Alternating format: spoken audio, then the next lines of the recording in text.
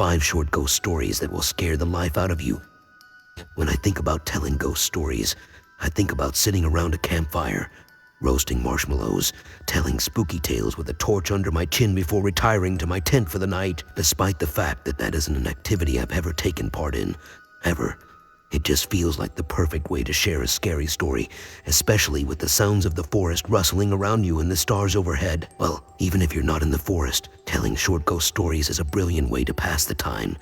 So we've rounded up some of the very best ghost stories for adults from around the internet that are sure to give you a fright. Pass the marshmallows. 1. The puppy in the basement.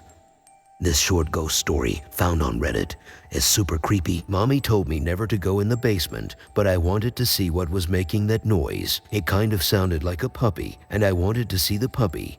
So I opened the basement door and tiptoed down a bit. I didn't see a puppy, and then Mommy yanked me out of the basement and yelled at me. Mommy had never yelled at me before, and it made me sad and I cried. Then Mommy told me never to go into the basement again, and she gave me a cookie. That made me feel better, so I didn't ask her why the boy in the basement was making noises like a puppy, or why he had no hands or feet.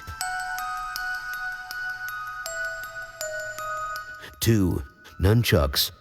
Michelle Froelich Young had a strange experience with her 2-year-old daughter, submitted to Movie Pilot. When my daughter was 2, I found her twirling paper towel tubes, tied with twine, in the air. I asked her what she was doing. She said she was practicing her nunchucks. I was very confused as she'd have no way of knowing what they were. I asked her what she meant and she said that Adam had told her how to make them and showed her each night how to use them. She went on to say that Adam told her to practice because she may need to know how to defend herself someday. I almost freaked out, but asked her what Adam looked like. She said he was tall, blonde, and had blue eyes. She said, "Mommy, you know how he looks. You know him. He died of a headache."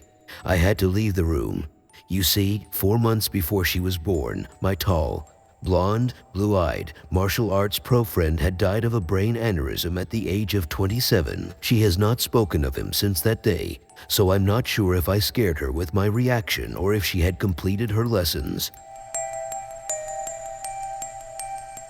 3. There's someone under the bed.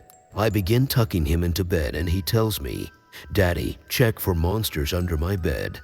I look underneath for his amusement and see him, another him, under the bed, staring back at me, quivering and whispering, "Daddy, there's somebody on my bed." 4. The chair. This short tale starts benignly enough, with a friendly-seeming ghost playing with children. But when you learn the origins of the ghost, and just why the ghost is moving the object around the room, it quickly gets a lot creepier. Submitted via Reddit by Scoopwhoop. When my sister Betsy and I were kids, our family lived for a while in a charming old farmhouse. We loved exploring its dusty corners and climbing the apple tree in the backyard. But our favorite thing was the ghost. We called her Mother because she seemed so kind and nurturing. Some mornings Betsy and I would wake up, and on each of our nightstands, we'd find a cup that hadn't been there the night before. Mother had left them there, worried that we'd get thirsty during the night. She just wanted to take care of us. Among the home's original furnishings was an antique wooden chair which we kept against the back wall of the living room. Whenever we were preoccupied, watching TV or playing a game, Mother would inch that chair forward, across the room, toward us. Sometimes she'd manage to move it all the way to the center of the room. We always felt sad putting it back against the wall. Mother just wanted to be near us. Years later, long after we'd moved out, I found an old newspaper article about the farmhouse's original occupant, a widow. She'd murdered her 2 children by giving them each a cup of poisoned milk before bed. Then she hung herself. The article included a photo of the farmhouse's living room, with a woman's body hanging from a beam. Beneath her, knocked over, was that old wooden chair, placed exactly in the center of the room. Did it get colder in here, or is it just me? 5. The ghost at home.